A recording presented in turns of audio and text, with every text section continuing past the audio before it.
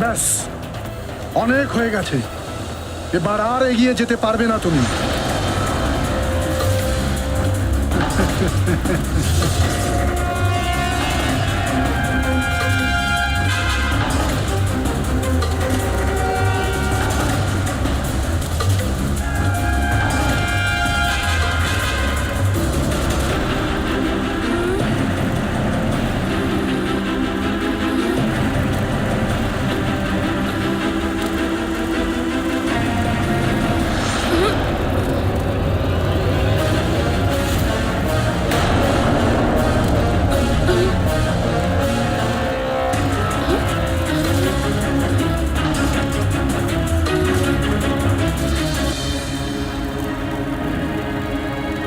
এবার তুমি আমার শক্তির আভাস পাবে।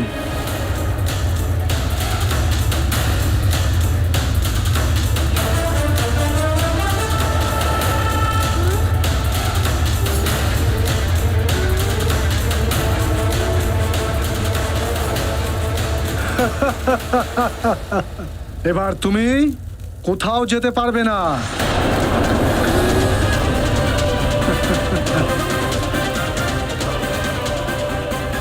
এত তীব্র আগুন! অবশ্যই এই আকাশ ফল খুবই বিশেষ হবে। সেই জন্য অনেক বাধা আসছে। কিন্তু মারুতি এই বাধাগুলো দেখে ভয় পেয়ে ফিরে যাবে না। মারুতি তো ওই আকাশ ফলটাকে খেয়েই ছাড়বে।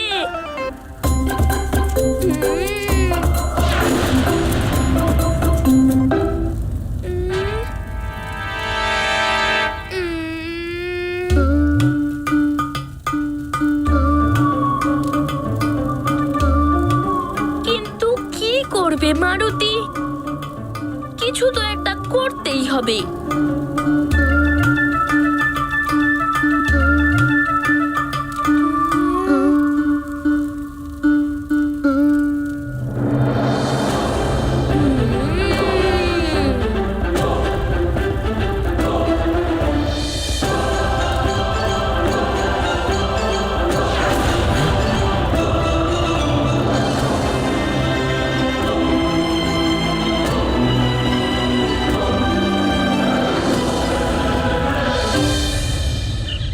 এই ফলের একা একাই গড়িয়ে চলে যাওয়া, তারপরে গুহার দ্বার একা একাই বন্ধ হয়ে যাওয়া, আবার কোনো মায়াবী অসুর আমাদেরকে তার মায়াজালে আটকে ফেলেনি তো?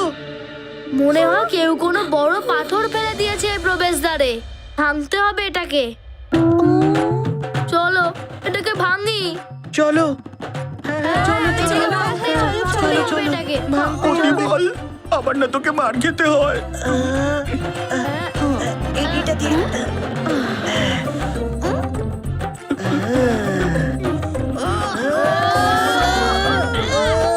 আরো জোরে, আরো জোরে। অতি বল মার খাচ্ছে, এখন কি করব আমি?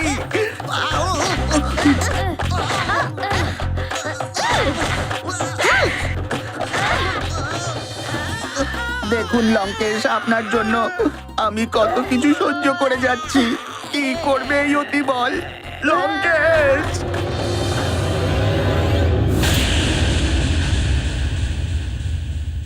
কোথায় গেল ওই অতি বল? সমস্ত কথায় শুধু বল বলা বল করত, কিন্তু যবে থেকে সুমেরু গেছে কোনো খবর নেই। গ্রহণের সময় পর্যন্ত আগত, কোথায় গেল ওই অতি বল? প্রণাম লঙ্কেশ। নিকুম্ভিলা দেবীর দরবারে সূর্যগ্রহণের মায়াবী যজ্ঞের পূর্ণ ব্যবস্থা করা হয়েছে। প্রণাম। মায়াবী যজ্ঞ?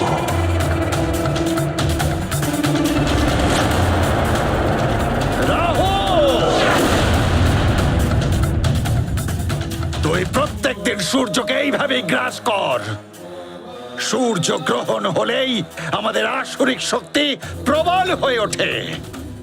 গ্রহণের সেই ক্ষণে মায়াবী যজ্ঞতে আমরা মায়াবী অসুররা অনেক আসরিক শক্তি লাভ করে থাকি। জয় মানে কুম্ভিলা। মহারাজ দশাননের জয়, মহারাজ দশাননের জয়, লঙ্কাপতি রাবণের জয়, লঙ্কাপতি রাবণের জয়, লঙ্কাপতি রাবণের জয়, লঙ্কাপতি রাবণের জয়, লঙ্কাপতি রাবণের জয়, লঙ্কাপতি রাবণের জয়, লঙ্কাপতি রাবণের জয়, লঙ্কাপতি রাবণের জয়, মহারাজ দশাননের জয়, মহারাজ দশাননের জয়।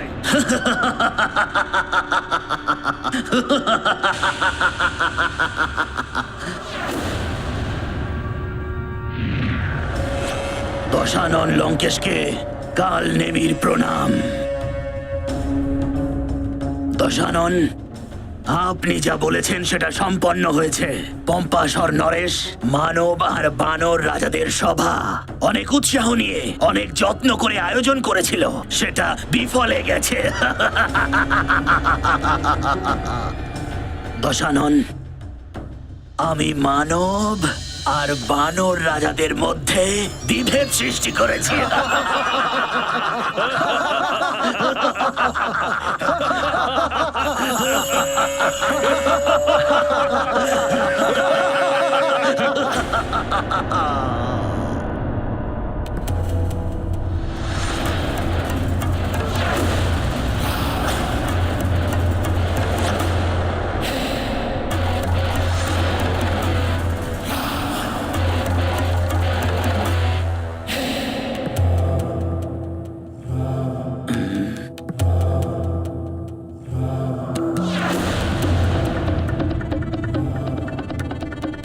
কাল নেমি, তোমার এত প্রসন্ন হবার কোনো আবশ্যকতা নেই।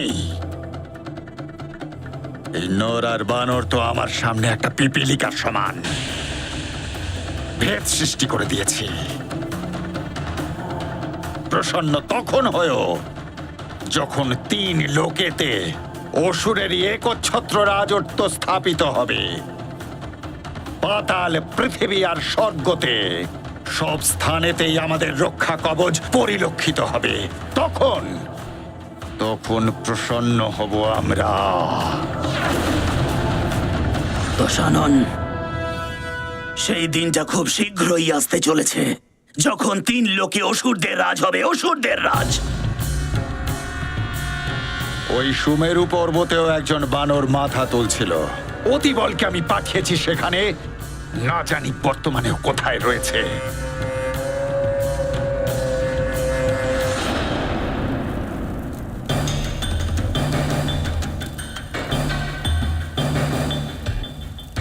এবার এই অগ্নিকুণ্ডের সম্মুখে বেশিক্ষণ দাঁড়িয়ে থাকতে পারবে না মারুতি। ফিরে যেতে হবে তোমায়, অন্যথায় তুমি জ্বলে ভস্ম হয়ে যাবে। মারুতিকে আপনি ক্ষমা করুন অগ্নিদেব। মারুতি এরকম কিছুতেই করতে চায়নি, কিন্তু মারুতির ভীষণ খিদে পেয়েছে। মারুতি ওই আকাশ ফলটাকে খেতে চায়। সূর্যদেব আকাশ ফল? যদি মা থাকতো তাহলে আপনাকে বোঝাতে পারতো। আমাকে ক্ষমা করবেন মারুতির এই কার্যের জন্য।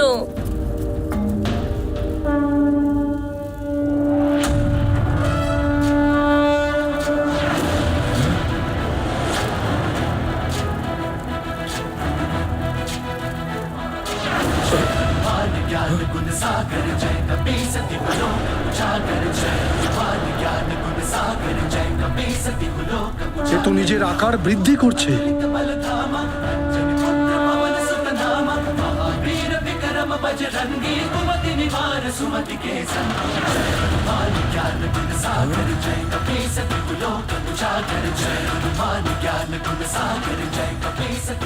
এসব এসব হচ্ছে কি?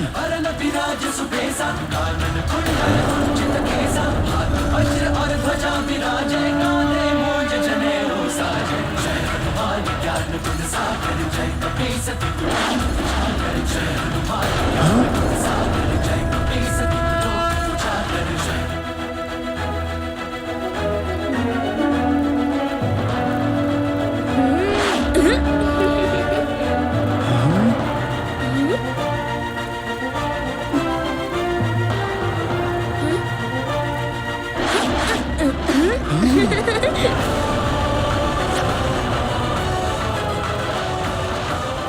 অসম্ভব।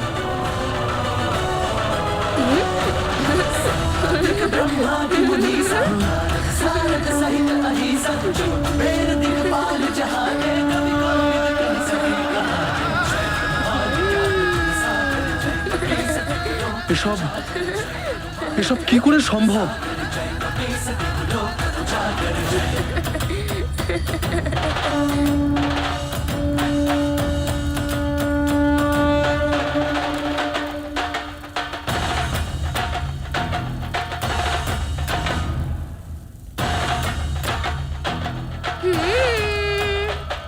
অদ্ভুত ব্যাপার, এক বানর বালক এসব কি করে করতে পারে?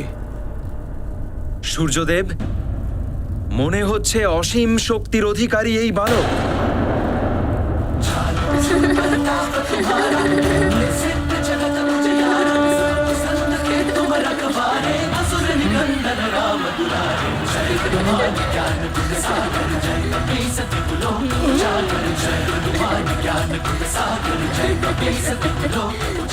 ব্যাস,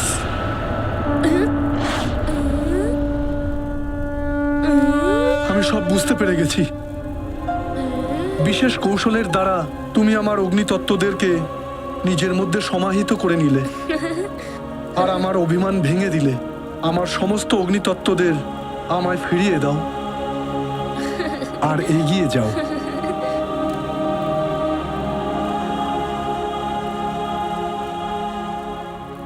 আমি তোমাকে আশীর্বাদ করছি।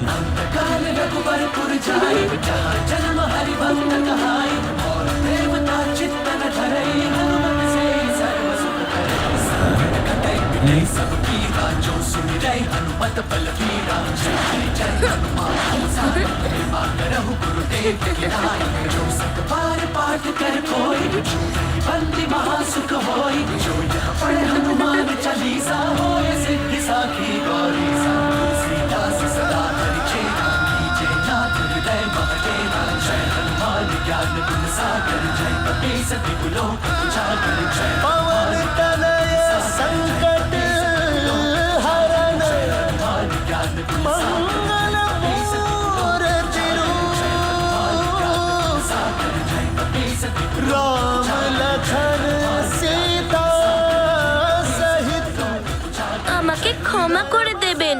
যদি মারুতির কারণে আপনি কোনো কষ্ট পেয়ে থাকেন তাহলে বালক ভেবে ক্ষমা করে দিন আমায়।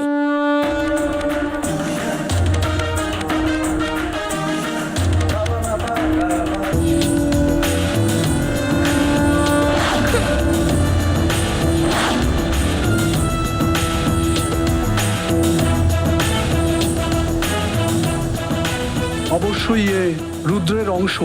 সমগ্র সংসারে আর কেউ নেই যে অগ্নিকে নিজের মধ্যে সমাহিত করতে পারে। আমি কর্তব্য আর অভিমানের বশে যুদ্ধ করেছি। রুদ্র, আমাকে ক্ষমা করুন।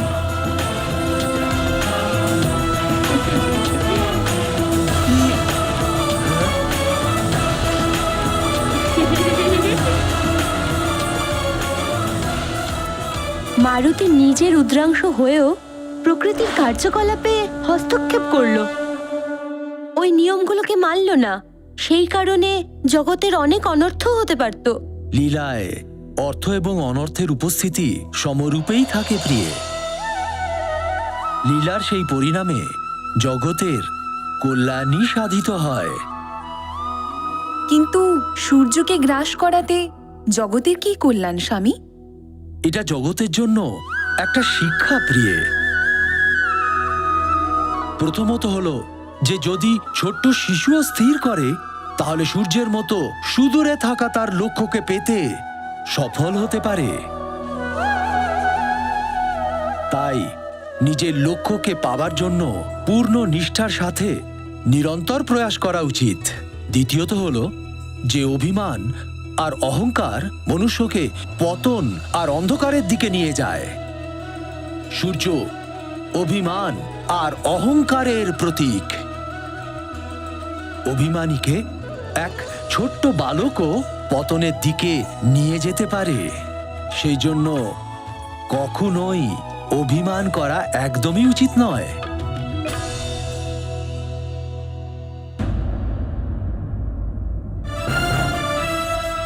ভীষণ নির্ভয় এই বালক। মনে হচ্ছে আমাকে স্বয়ং যেতে হবে ওকে বাধা দিতে। না সূর্যদেব, আপনি স্বয়ং। আমি ওকে আটকানোর জন্য এক বিশেষ রণনীতি ভেবেছি। ওই বালক এই পর্যন্ত আসতে পারবে না। আমাকে অনুমতি দিন। ঠিক আছে বরুণ দেব, যান এবং বাধা দিন এই বালককে। যথা আজ্ঞা সূর্যদেব।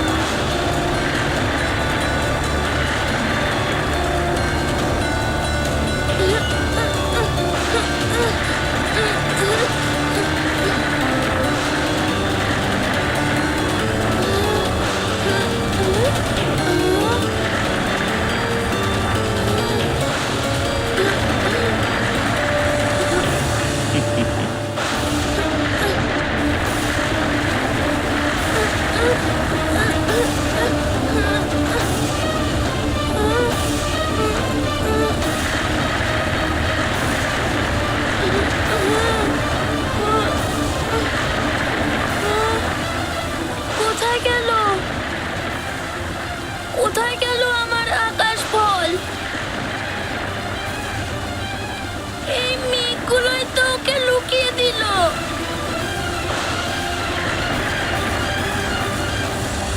আমার আকাশ ফল কোথায় গেল?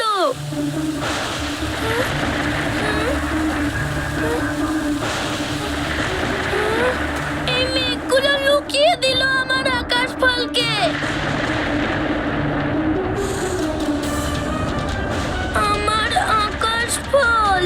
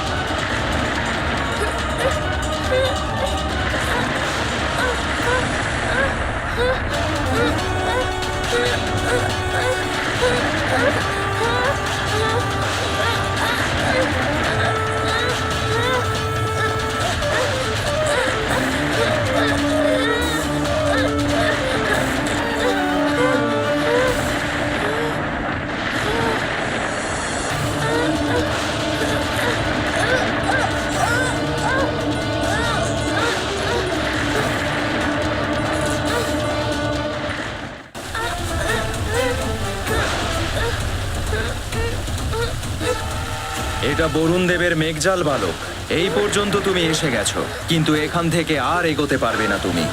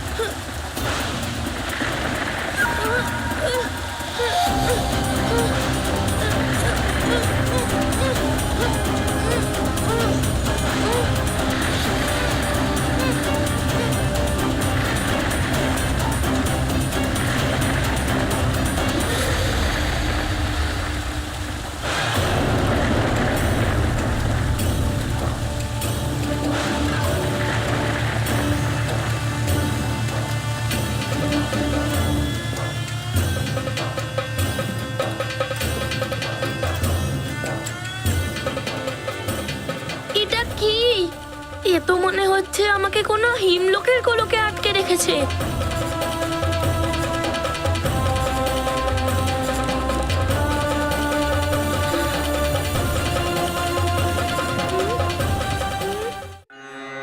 यत्त्वासूरसर्वानुस्तमसा विद्यदासुरः अक्षिप्रविद्यथा मुग्धो भुवनान्यदीधयु सर्वानुरोधयदीन्द्रमाया अवो दिवो এটা আমার হিমগ্রহ।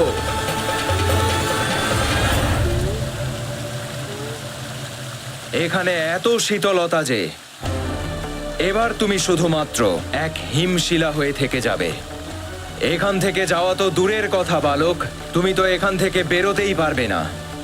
এখানেই স্থির হয়ে থেকে যাবে সব সময়ের জন্য।